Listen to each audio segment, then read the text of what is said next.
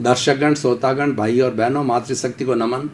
खास, विशेष, मनमोहक, हमें अच्छा इंसान बनाने वाला, मानवता के सूत्र देने वाला, हमें आध्यात्मिक बनाने वाला, योग दर्शन शिक्षा की बात बताने वाला, हमारे पुराने जो धार्मिक ग्रंथ है, वेद है, उपनिषद है, उसकी बारे में अच्छी अच्छी बातें बताने वाला, हमारे जीवन का कैसे निर्माण हो उसके सूत्र देने वाला, लाइफ स्टाइल के बारे में, जीवन पद्धति के बारे में, साइंस ऑफ लिविंग के बारे में कई अच्छे अच्छे सूत्र देने वाला पुनरुत्थान कार्यक्रम में आपका हार्दिक स्वागत है, अभिनंदन है, सत्कार है।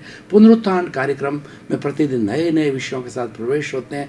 हर विषय में सागर सी गहराई होती है, पर्वत सी ऊंचाई होती है, यानी उसको होलिस्टिक बनाया जाता है, मल्टी डायरेक्शनल बनाया जाता है, उसको इंटरेस्टिंग बनाया जाता है और उसके अंदर शोध परक सामग्री डाली जाती है ताकि हर वर्ग का व्यक्ति, हर उम्र का व्यक्ति, हर टेस्ट का व्यक्ति, हर रुचि का व्यक्ति और हर मेंटल स्टेटस, मेंटल हॉरिजन का व्यक्ति उसमें से कुछ सामग्री निकाल सके और अपने जीवन के निर्माण में उसका उपयोग कर सके। तो आज हम एक जीवन जीने की पद्धति का बहुत अच्छा सूत्र लेकर के आप सामने प्रस्तुत हो रहे हैं। आज का हमारा विषय है चिंता नहीं, चिंतन करो। बहुत ही सुंदर विषय है भाई और बहनों, कि हमारी भारतीय संस्कृति में 3 बड़े स्लोगन आते हैं। चिंता नहीं, चिंतन करो, व्यथा नहीं, व्यवस्था करो, प्रशंसा नहीं, प्रस्तुति करो। खाली चिंतन करने से क्या होगा? चिंतन से तो हमारी एफिशिएंसी डाउन होगी, हमारी जो विटालिटी है, हमारी प्राण ऊर्जा है, वह खर्च हो जाएगी। और चिंता के लिए कहा है कि चिंता चिता से भी बुरी होती है। चिंता एक गुण है जो कि व्यक्ति को भीतर ही भीतर खाए जाता है। अगर किसी व्यक्ति के अंदर बहुत बड़ी चिंता है, पारिवारिक चिंता है, आर्थिक चिंता है, राजनीतिक है, धार्मिक है, शारीरिक है, तो वो क्या करता है कि भीतर ही भीतर चिंता के अंदर जो है वो इतना, जो कहना चाहिए कि इतना फ्रस्ट्रेटेड हो जाता है, इतना चिंतातुर हो जाता है कि उसको किसी कार्य में आनंद नहीं आता है।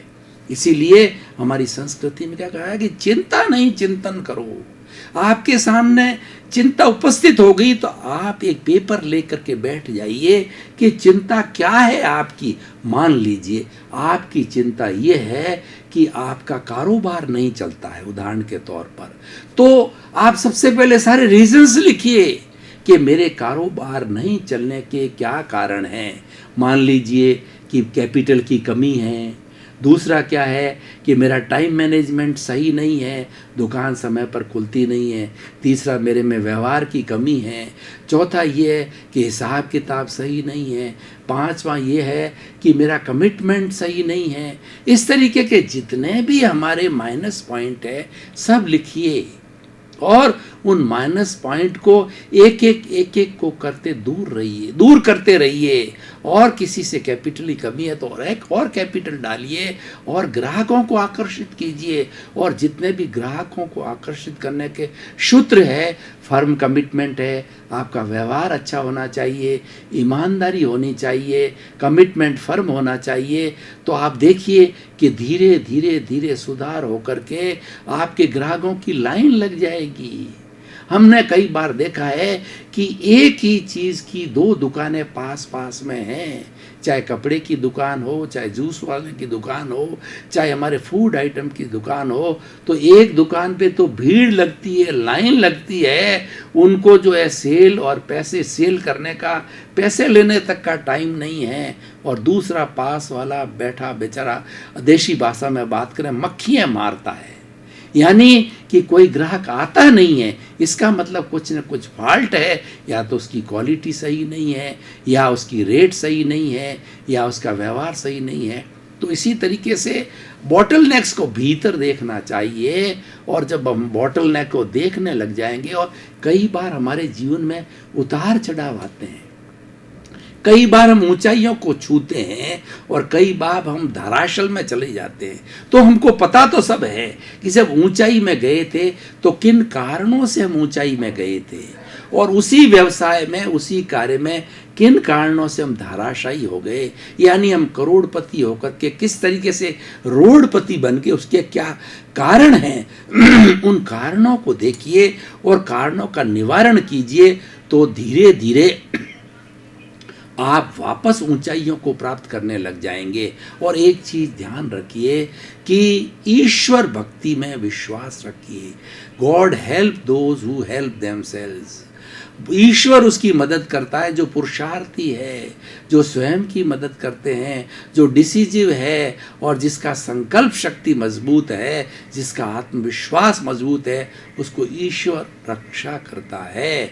कबीरदास जी ने बहुत सुंदर कहा है कि दुख में सुमिरन सब करे और सुख में करे ना कोई, जो सुख में सुमिरन करे तो दुख काहे का हो। यानी हमें थ्रू आउट दी लाइफ एक सा बना रहना चाहिए कि हमने हाइट्स छू ली, हमने कोई अचीवमेंट्स कर दिए तो हम भूल गए और हमने लोगों को इग्नोर करना चालू कर दिया। चाहे ग्राहक, बिजनेसमैन है, ग्राहकों को इग्नोर कर दिया, उसमें सुपीरियरिटी कॉम्प्लेक्स आ गई। कोई नेता है तो उसने अपने आप में बहुत घमंड और गर्व की अनुभूति कर दी। कोई लेखक है, कोई कवि है, जिस की जो लाइन है वो अपने आप को जब से सुपीरियर समझने लग जाता है, जब उसमें अहंकार आता है, तब उसका विघटन होता है, तब उसका हराश होता है। सबसे बड़ा कारण एक अहंकार है जो व्यक्ति को धराशायी करता है, धराशल में ले जाता है। तो हमें सबसे पहले उस अहंकार को छोड़ना चाहिए। और अहंकार के भाव करता, अहंकार क्यों आता है? अहंकार आने का कारण ये है कि कर्ता भाव होता है। ये मैंने किया, ये दुकान मैं चला रहा हूँ, ये ग्राहक मेरी वजह से आ रहे हैं, ये अच्छी क्वालिटी मैं दे रहा हूँ, मैं अच्छा प्रोडक्शन मैं कर रहा हूँ। अरे भैया, तुम अकेले क्या कर सकते हो? क्या अकेला चना बाढ़ फोड़ सकता है क्या? आप किस दुकान के अंदर, आपके आज नरेंद्र भाई मोदी कहे कि मैं अकेला देश चला रहा हूं, तो मोदी जी को ध्यान होना चाहिए अकेले आप क्या कर सकते हैं। आपकी इतनी बड़ी आपकी पार्लियामेंट है, आपकी न्यायपालिका है, आपकी कार्यपालिका और सबसे बड़ी जनता है। वो जनता आपकी निर्णायक है, जनता ने आपको प्राइम मिनिस्टर बनाया है। तो अगर आप जनता की सेवा करते हो, जनता के बीच में रहते हो, यानी आप जो है एक नॉर्मल रूप में रहते हो, तो आप मध्यस्थ भाव में रहते हो, तो जनता नेचुरली आपके साथ में और नेचुरली आपकी तरक्की होगी। तो मैं ये कहना चाह रहा था, व्यक्ति में कर्ता भाव कभी नहीं आना चाहिए और व्यक्ति कर्ता हो ही नहीं सकता। प्रकृति यह कहती है कि सारा कार्य तो मैं करती हूँ, मैं संजोग जुटाती हूँ। मैं एक बहुत सुंदर उदाहरण के जरिए आपको बताना चाहता हूँ कि अकेला व्यक्ति कोई कार्य का, किसी भी कार्य का कर्ता नहीं हो सकता है। देखिए, आपको एक अच्छी एक कप मसालेदार चाय बनानी है, तो आप क्या करेंगे? दूध डालेंगे, पानी डालेंगे, चीनी डालेंगे, मसाला डालेंगे, अग्नि उसके प्रज्वलित करेंगे, भगोले को इधर उधर घुमाएंगे, 2-4 उकाले देंगे, उसके बाद देखेंगे बड़ी इंटरेस्टिंग आपको चाय मिली। अब आप कहते हो, आप कर्ता बन जाते हो कि मैंने बढ़िया चाय बनाई। अरे भैया, तुम अकेले ने कैसे बनाई? इतने लोग मिले, इतनी चीजें मिली, जब जाकर के ये चाय मिली, और तुम सब उन चीज़ों को 9-10 चीज़ें पड़ी उसमें, उनको इग्नोर कर रहे हो और सारी क्रेडिट तुम अकेले ले रहे हो। तो ये कर्ता भाव, अगर वो 9 चीज़ें नहीं होती, तुम 10वां अकेले क्या करते? इसीलिए व्यक्ति कर्ता हो ही नहीं सकता। व्यक्ति को हमेशा निष्काम कर्म, निमित्त मात्र समझना चाहिए कि दुनिया का जितना कार्य होता है ये एक टीम वर्क होता है। चाहे कोई भी ऑर्गेनाइजेशन हो, चाहे कोई फैमिली हो, चाहे कोई देश हो, चाहे विश्व हो, तो वहाँ टीम वर्क होता है। उस टीम वर्क का मैं एक सदस्य हूँ, यानी मैं निमित्त हूँ। अपने आप को कर्ता भाव मत रखो। और दार्शनिक दृष्टि से बात करूं तो कर्ता भाव ही कर्म बंधन का कारण है। सबसे बड़ा जहां मैं और मेरा जुड़ जाता है, वहां तकलीफ चालू हो जाती है। मेरा घर मेरा परिवार, मेरे बच्चे, मेरा धन, मेरी दौलत, मेरी पद प्रतिष्ठा, मैं 24 आवर्स मैं और मेरा होने से वो व्यक्ति क्या आइसोलेटेड हो जाता है, वो सेल्फ सेंटर्ड हो जाता है और लोग उसको अवॉइड करने लगते हैं और धीरे धीरे उसका ह्रास होता है। तो मैं आपसे कह रहा था कि चिंता नहीं, चिंतन करो। कैसी भी परिस्थिति जीवन में आवे, तो एक सूत्र हमेशा ध्यान रखो, यूं भी हमारी परिस्थिति पैदा हो गई है, चिंता करने की कोई जरूरत नहीं है। आप उसका सॉल्यूशन ढूंढिए। हर प्रॉब्लम सॉल्यूशन लेकर के आती है। हर संजोग के साथ वियोग जुड़ा होता है। दुनिया में कोई स्थायी नहीं है। हर क्षण हर वस्तु बदलती है और उस बदलाव के कारण ही उस वस्तु का अस्तित्व है। उसको हम पर्याय बोलते हैं। वो उसके लिए कहा गया है उत्पाद व्यय द्रव्यात्मक सत्य है। उत्पाद व्यय और द्रव्य, किसी भी चीज में ये तीनों गुण होते हैं। जब उस चीज का अस्तित्व होता है, चाहे चेतन हो चाहे जड़ हो। उत्पाद का मैं आपको एक उदाहरण के तौर बताना चाहता हूं कि एक स्त्री के एक नेकलेस पहना हुआ है।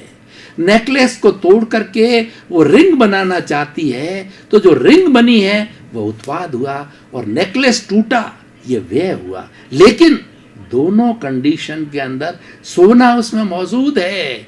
चाहे नेकलेस पहनो चाहे जो आपकी रिंग पहनो, दोनों में सोना है।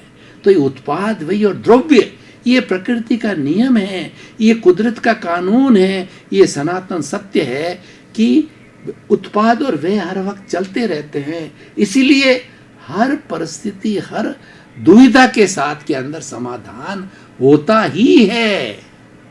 तो आप उस पर नजर दौड़ाइए, अपने दिमाग को संतुलित कीजिए, उनके कारणों को ढूंढिए और कारणों का निवारण ढूंढिए। धीरे धीरे आप देखोगे कि आप चिंता मुक्त हो गए। चाहे पारिवारिक चिंता हो, चाहे आर्थिक हो, चाहे बेटे की शादी हो, चाहे बेटे की पढ़ाई हो, चाहे किसी भी के हमारे घर के अंदर कोई बीमारी आ गई, चिंता नहीं करनी है। आप चिंतन कीजिए। घर में बीमारी आ गई है, अच्छे डॉक्टर को कंसल्ट कीजिए, टेस्टिंग करवाइए, 2-3 लोगों से सुझाव दीजिए, आपको निश्चित तौर से रास्ता मिलेगा। इसलिए चिंता जीवन के अंदर कभी भी नहीं करनी है। जो लोग केवल मात्र चिंता करते रहते हैं और डिप्रेशन के अंदर चले जाते हैं, कोमा में चले जाते हैं, कष्ट में चले जाते हैं, वो निष्क्रिय लोग होते हैं। हम इस एपिसोड के माध्यम से आज पूरी 7 अरब की जनसंख्या के सामने एक जो है हम एक जो है मोटिवेशनल चीज़ खोल रहे हैं कि कभी भी चिंता आने के बाद में चिंतन चालू कर दो, उस प्रॉब्लम का सॉल्यूशन चालू कर दो। चिंता बिल्कुल नज़दीक नहीं फटकनी चाहिए। क्यों? चिंता के दुष्परिणाम मैं आपको बताता हूँ कि चिंता करने से हमारी एफिशिएंसी डाउन हो जाती है, हमारा दिमाग की वर्किंग डाउन हो जाती है, हमारी जो विटालिटी है, आपको पता है कि ये प्राण शक्ति से हमारे मन वचन काया हर प्राणी के कार्य करते हैं। वो प्राण शक्ति पैदा होती है भोजन से, पानी से, धूप से और प्राण वायु ऑक्सीजन से। ये फिक्स पैदा होती है और इसको अर्जित किया जाता है और वो हम सारी दिन भर की एक्टिविटी के अंदर उसको काम लेना चाहते हैं। उसको अगर हमने पहले ही कंज्यूम कर दिया तो फिर हम कैसे कार्य करेंगे? तो ये चिंता फास्ट हमारी विटालिटी को, हमारी जो है प्राण ऊर्जा को खा जाती है। क्यों? ये गुण है। इसीलिए इस गुण को पास मत फटकने दो। आप तो वो एनर्जी है सॉल्यूशन के अंदर लगाइए। अपने friend in need is friend in deed. जो सच्चा मित्र होता है वो मुसीबत में काम आता है। ऐसे मित्र को टटोलिए और मित्र से परामर्श लीजिए कि आप मुझे परामर्श दो, आप मेरे पक्के मित्र हो, मुझे ऐसी परिस्थिति में क्या करना चाहिए।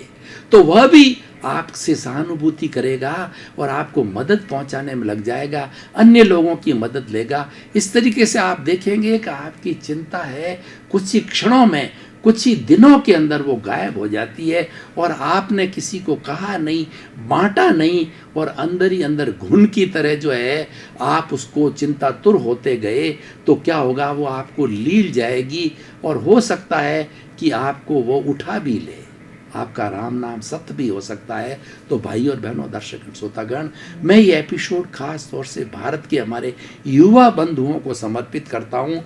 भारत में 80 करोड़ युवा हैं।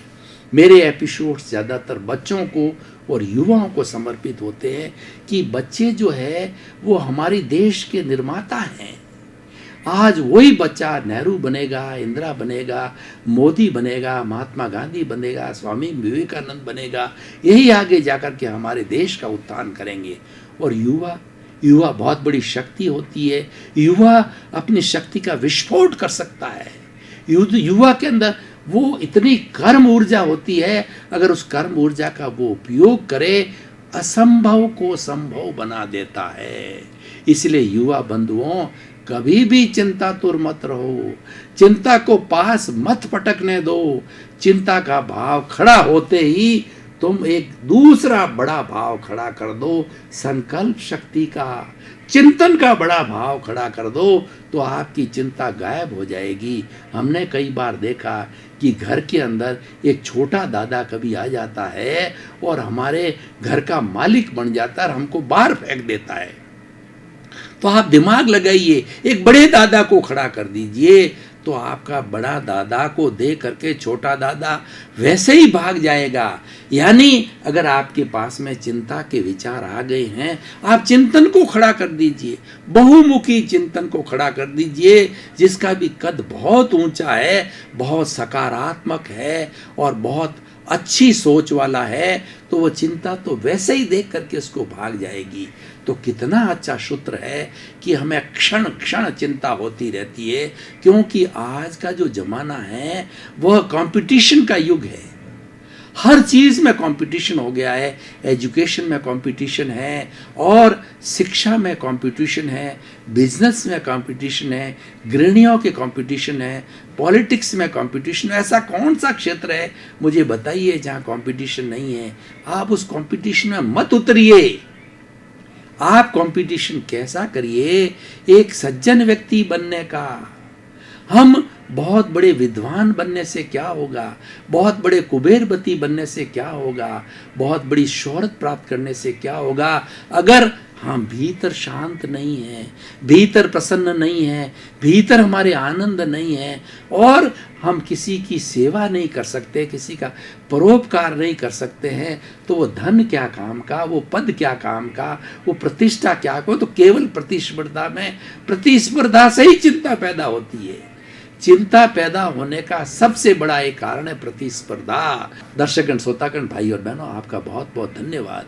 कार्यक्रम बहुत बड़ा चिंतन लेकर के प्रस्तुत होता है और शंका के साथ समाधान ढूंढता है, समस्या के साथ समाधान ढूंढता है, नकारात्मक सोच को सकारात्मक में बदलता है, नेगेटिविटी को पॉजिटिविटी में बदलता है। और जो पॉजिटिविटी बदलती है, जो प्योरिटी का लेवल बढ़ता है, और प्योरिटी का लेवल जब हाईएस्ट हो जाता है, तब सिद्ध, बुद्ध और मुक्त बनते हैं। इसी क्रम में आपका जीवन आनंदमय हो, मंगलमय हो, और खूब शतायु हो, खूब प्रेम के साथ में मनुष्य जीवन सार्थक बनाकर आप परोपकार करें, समाज की सेवा करें, किसी के आंसू पहुँचें, आपका जीवन मंगलमय हो, आनंदमय हो।